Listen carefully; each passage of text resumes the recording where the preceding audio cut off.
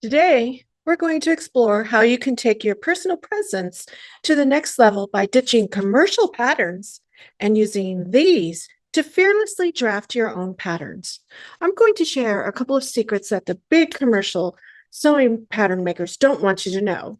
Share how a vintage French system of drafted home pattern making bypasses major concerns about crafting your own sewing patterns, and demonstrate how I made a 1950s style slip pattern in less than an hour, tailored to my own measurements. So join me on this time travel excursion as we learn what our grandmothers used to learn in their sewing classes in the early and mid 20th century.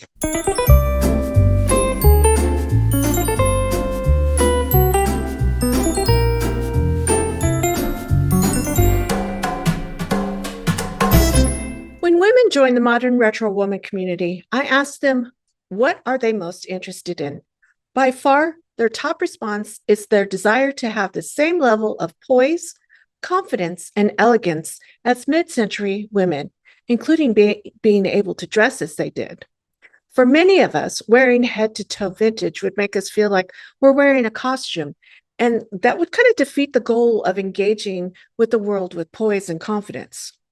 The good news is that you can pretend that you are a fashion designer and incorporate a blend of different eras and styles into a vintage-inspired wardrobe.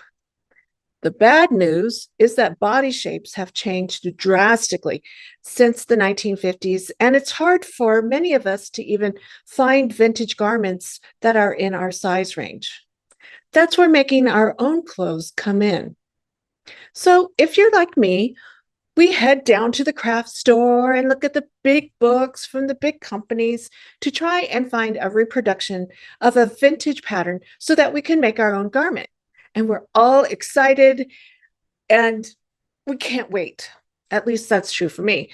In the past, I would stock up on these vintage reproduction patterns whenever they were on sale. Just don't tell my husband. But for some reason, the garment never quite turns out the way we thought it would. And instead of looking poised and elegant, the fit is awful and makes us look maybe a wee bit dumpy. And that's even when we're wearing shapewear similar to what women wore in the mid 20th century.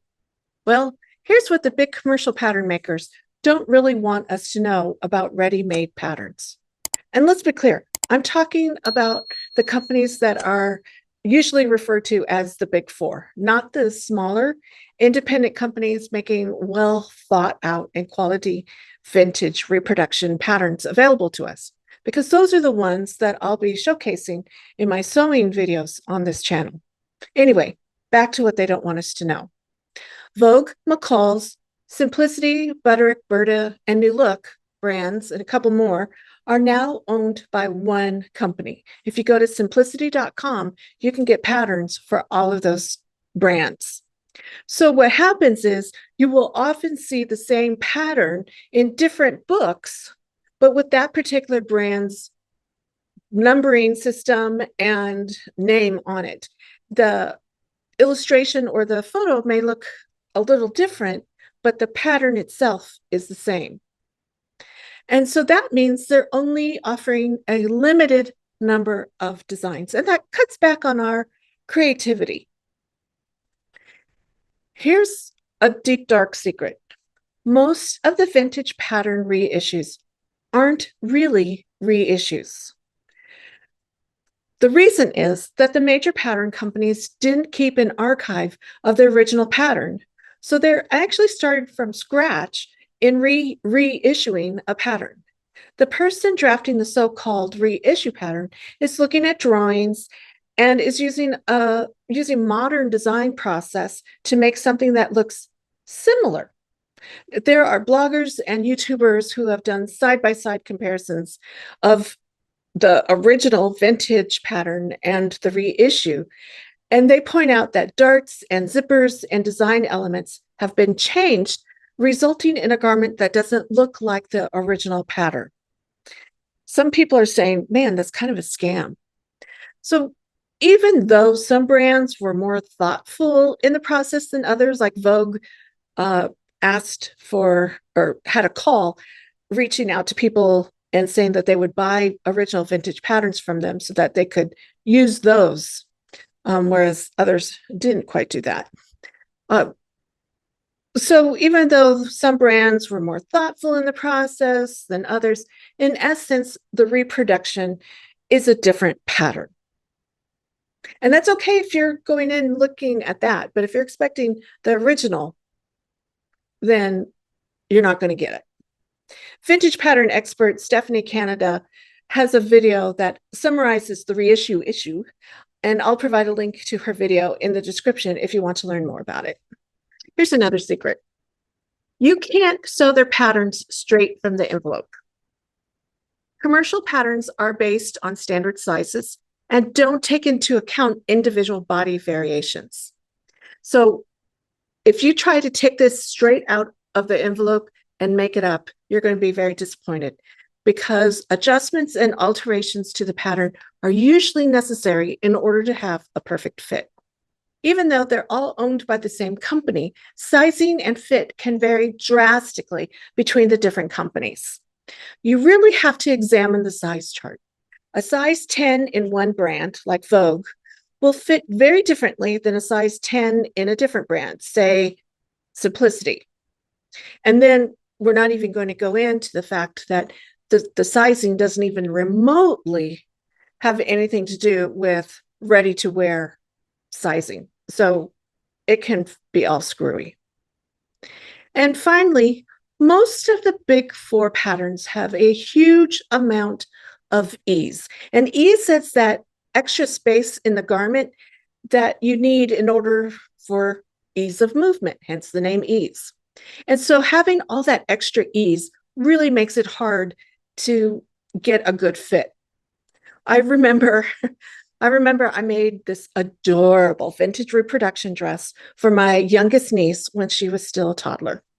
And I lived about 2,000 miles away, so I wasn't able to, hold the tissue paper up to her to get a sense of where I needed to make adjustments. So I just sewed it as is and trusted the size chart because my sister sent the size measurements to me, or her little toddler measurements to me. And when my sister sent the photo of my niece wearing the finished dress, I was mortified. Everybody was happy with it, but I was mortified because the shoulder seams were down by her little elbows. And it was because the dress was so wide because of all the extra ease in it. And she eventually grew into it. When you hit junior high, she finally kind of grew into it. I'm kidding, maybe. But she loved the dress, and it didn't matter to her that the shoulder seams were down by her down by her elbows. She just played in the dress and had fun. So talking about being fearless in drafting your own patterns, because to me, that's where you can get the best fit. My understanding of the sewing process was completely transformed when I learned how to draft patterns, both via draping on a dress form and the flat pattern method. In these methods, you create a pattern block based on your specific body measurements, which are then a starting point for drafting different style patterns. However, because we aren't taught in school how to make basic slopers anymore, creating self-drafted patterns can be intimidating for home sewists, even though I think drafting patterns resolves all those issues that I talked about. Here's what I think. I think the biggest fear that we have is that we think it involves a lot of math and calculating. And I know women of my generation, we were told, math is hard. We can't do math. They patted us on the head and told us to go study languages. We also think that we need special software or drafting tools with fancy names such as a French curve. And then there's that fear of failing and wasting time and materials. And so we've built up such a mythology around pattern making that we think it's only for advanced sewists. But I can tell you what I saw firsthand when I was taking fashion design and sewing classes at the local community college about 15 years ago. I had classmates who had very basic sewing skills. I mean, very basic sewing skills, and could barely make a tote bag consisting of squares and sewing straight lines, who were also drafting patterns and making their own designs. I completely understand how the process of creating a basic block and transforming it into various clothing patterns can feel daunting at first, because I felt the same way. And it's because of this that I really love the vintage French draft at home pattern system that I'm about to show you. It's very similar to the letter loaf system that is based on the golden rule idea that requires only the bust and hip measurements. You use a special tape measure. I lost my special, hold on. You use the special tape measure to scale up a miniature pattern based on those two measurements. To me, it's a great introduction to easy pattern drafting. Now, I'm not going to lie, you're still going to have to make adjustments to the basic pattern pieces to fit your body type. But, since you're going to have to make adjustments to a traditional pattern in the first place, to me, it's faster and cheaper to make the adjustments on a pattern you draft yourself, because you have more control over the end result, and you can be a little bit more creative once you get a little more confidence in your pattern drafting skills. To show you how easy this process is, I've chosen a simple pattern, Mrs. Depew's 1950s slip pattern. I'll share the link to the pattern in the description box. I thought it would be a good choice for a first project because I keep getting requests for a tutorial on how to make a slip. And I'll link a blog post I wrote about why you should be wearing a slip. So check that out after you finish watching the video, of course. The pattern consists of two components, a measuring tape and the miniature pattern that gets scaled up. So this is the front of the slip, and this is the back of the slip. The first thing you're going to do is double check to make sure that it printed at the right size. Then you're going to measure your bust and choose the tape measure closest to your bust in centimeters, closest to your bust size. I like to tape all the pieces together and then use shipping tape and tape over the measuring tape that I plan on using. Oh, and by the way, also highlight the end of the measuring tape that you'll be using so that you are using the correct end. Then you cut out the square with the miniature pattern. I like to affix it to several layers of cardboard so that I don't damage my table when I'm sticking the push pin through the pattern. I use a dot paper designed for pattern making because I like using the markings for pattern adjustments, but it can be a bit spendy with shipping. At the time of recording this video, there's an Etsy seller who sells it with free shipping. I'll put a link to that shop in the description. But really, any paper you get at office supply store will work. Affix the pattern to the edge of your paper, aligning the edge of the paper with the line separating the two sides of the pattern. Stick a thumbtack through the asterisk on the measuring tape and the circle with the cross in it on the pattern. When you look at the pattern, you're going to see little lines with a number next to it. Sometimes there are two numbers. You line up the edge of your measuring tape with the line, go out to the number, and mark the paper with the same type of symbol that is on the pattern, usually either a plus sign or a dot. I like to start on the right side of the pattern and work to the left, but there's no rule about which direction you need to go. For the slip pattern, there aren't a lot of markings. Next, you just connect the dots like you used to do when you were a child. Use the pattern illustration as a guide for which markings need to be connected. And for this pattern, I basically used my yardstick and a ruler to connect the dots. Now for me, this is where having a dress form or body double comes in handy. I was able to pin the pattern to my dress form and discover where I needed to make adjustments. I needed to make a fold above the bust apex so that the pattern would lay flat. Also, the waist was too low, so I needed to fold the pattern so that the waist of the pattern would hit my waist. Also, I needed to lower the underarm area. The most obvious difference between body shapes in the 1950s and mine now is the front dart needed to be let out. I needed to add about an inch to both sides since I have fluff in areas that they didn't. With those adjustments, the front was done. When I made the back pieces, I cut them apart since it was just a little triangle holding them together. One thing to note about this pattern making system is that it doesn't really come with any instructions. It is assumed that you are smart and can use your knowledge to figure things out. But don't worry, you can follow along with me while I make the garments, and members of the Elegances Circle on my Patreon will receive guides that I will be creating.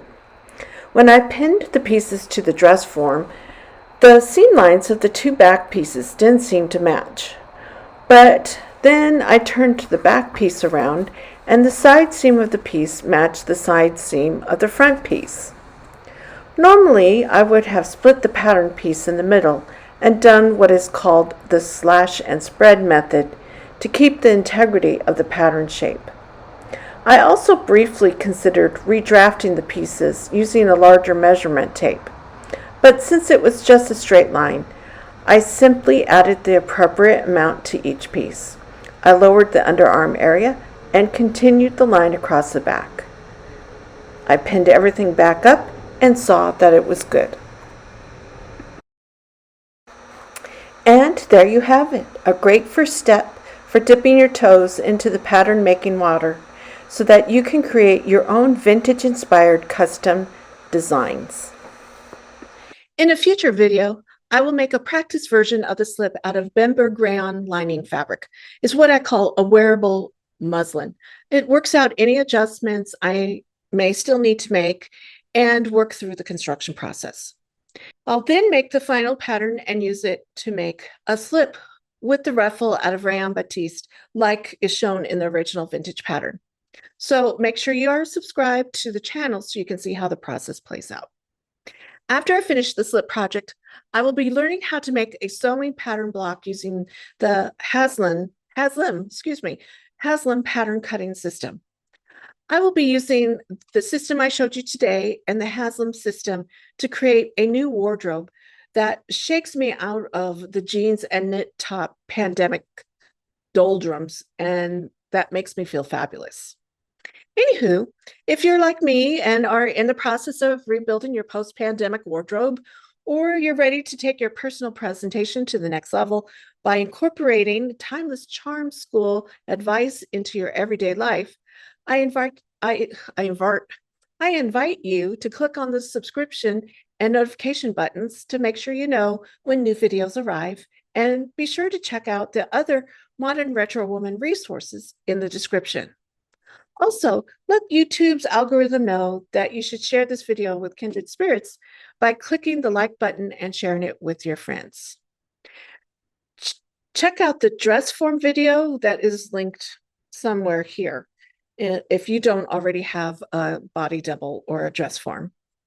Until next time, thank you to my Patreon community for their support and have a fabulous Technicolor day. Bye now.